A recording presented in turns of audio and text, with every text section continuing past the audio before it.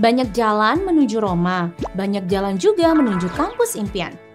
Kalau sebelumnya kita udah bahas tentang SNMPTN, nah sekarang kita akan bahas jalur lain buat masuk ke PTN, yaitu SBMPTN.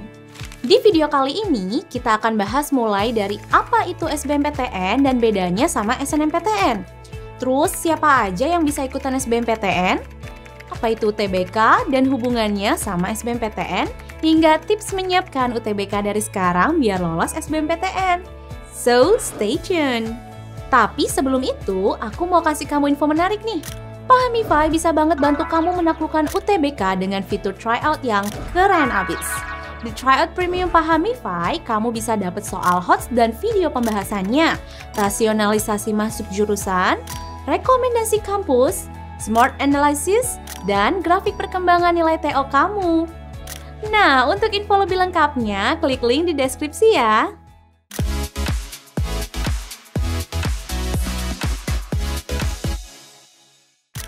SBMPTN atau Seleksi Bersama Masuk Perguruan Tinggi Negeri adalah jalur lain untuk masuk PTN selain SNMPTN dan Seleksi Mandiri.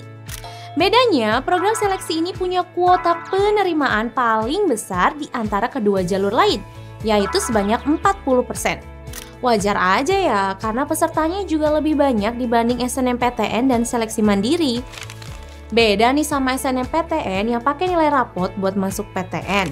Jalur SBMPTN ini mengharuskan kamu ikut tes terlebih dahulu. Tesnya dinamakan UTBK atau Ujian Tulis Berbasis Komputer. Nilai UTBK ini yang nanti jadi indikator buat universitas menerima mahasiswa baru di SBMPTN. Jadi, kalau yang masih bingung bedanya SBMPTN dan UTBK, SBMPTN itu seleksi masuk PTN-nya. Sedangkan UTBK itu tes yang nilainya bisa dipakai buat SBMPTN. Jumlah peserta SBMPTN berbeda dengan jumlah peserta SNMPTN. Kalau peserta SNMPTN hanya siswa eligible yang ditentukan sama sekolah, peserta SBMPTN boleh siapa aja asalkan memenuhi syarat berikut. Pertama, kamu adalah siswa SMA sederajat yang lulus pada tahun berjalan atau yang sudah dinyatakan lulus maksimal 2 tahun sebelumnya. Jadi, kamu yang gap year 1 atau 2 tahun masih bisa ikut ya. Misalnya, untuk SBMPTN 2022 nanti, berarti yang boleh ikut siswa kelas 12 tahun 2022 serta alumni tahun 2021 dan 2020. Syarat kedua, punya nilai UTBK. Buat kamu yang gap year dan udah pernah ikut UTBK tahun lalu, tetap harus ikut UTBK lagi ya. Karena nilai UTBK hanya berlaku untuk SBMPTN di tahun yang sama. Syarat ketiga, peserta SBMPTN harus berusia maksimal 25 tahun. Dan syarat keempat, bukan merupakan peserta yang dinyatakan lolos SNMPTN. Jadi yang udah dapat SNMPTN, jangan ngambil kesempatan di SBMPTN juga ya. Selanjutnya, yang ngebedain antara SNMPTN dan SBMPTN adalah biaya pendaftaran. Kalau di SNMPTN pendaftarannya gratis, di SBMPTN ada biaya untuk pendaftaran yang udah termasuk sama biaya tes UTBK. Di tahun 2021 lalu, biaya pendaftaran UTBK SBMPTN untuk kelompok ujian Saintek atau Sosum aja sebesar Rp200.000. Sedangkan untuk kelompok campuran Saintek dan Sosum sebesar Rp300.000. Biaya ini mungkin saja berubah untuk tahun 2022. Jadi, terus update informasinya di laman resmi LTMPT. Kalau dari segi pemilihan universitasnya kayak gimana ya? Apakah aturannya sama kayak di SNMPTN? Jawabannya tidak. Di SBMPTN, kamu dibebaskan milih universitas manapun. Mau itu satu wilayah dengan sekolah asalmu atau mau lintas provinsi, itu bebas.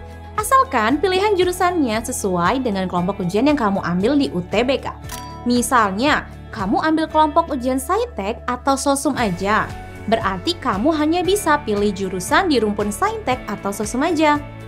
Sedangkan buat kamu yang mengambil campuran, kamu bisa pilih jurusan di rumpun Saintek dan Sosum. Oh iya, berdasarkan aturan tahun 2021 juga, nilai UTBK nggak cuma bisa dipakai buat ke PTN aja loh. Nilai UTBK bisa juga untuk syarat masuk PTKIN, Politeknik Negeri, dan beberapa PTN yang mengadakan seleksi mandiri. Jadi udah kayak all in one gitu ya kalau ikut UTBK. Nah, biar kamu nggak salah langkah dalam menempatkan pilihan jurusan, aku punya tips nih yang bisa kamu coba. Tips pertama, simpanlah jurusan impianmu di pilihan pertama. Nggak apa-apa untuk nggak mempertimbangkan passing grade, daya tampung, dan keketatan jurusan di pilihan pertama. Asalkan kamu sudah punya modal nilai tryout UTBK yang bikin kamu yakin bisa masuk ke jurusan tersebut. Misalnya, kamu sangat ingin masuk prodi pendidikan dokter UI, tapi nilai tryout kamu pas-pasan dengan passing grade jurusan itu. Padahal pendidikan dokter UI itu passing grade-nya cukup besar. Jangan takut untuk menempatkannya di pilihan pertama, karena dengan usaha dan doa tidak menutup kemungkinan kamu akan lolos. Tips yang kedua, pilihlah jurusan kedua dengan mempertimbangkan passing grade, daya tampung, dan keketatan jurusan.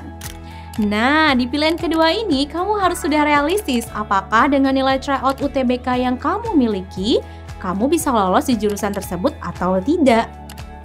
Misalnya, tadi kamu ingin masuk jurusan pendidikan dokter UI di pilihan pertama. Di pilihan kedua, kamu bisa cari jurusan kedokteran di kampus lain yang passing grade-nya di bawah pendidikan dokter UI, seperti pendidikan dokter UNAN. Jadi, penting banget buat kamu riset passing grade, daya tampung, dan keketatan jurusan, biar nggak salah nempatin pilihan. Nah, kalau kamu masih bingung tentang ketiga hal itu, kamu bisa nonton video ini ya. Dan tips yang ketiga, sering-sering ikut tryout UTBK. Dengan ikut tryout UTBK, kamu tahu gambaran nilai kamu berapa. Kamu juga bisa nentuin apakah kamu mungkin lolos di jurusan impianmu atau tidak.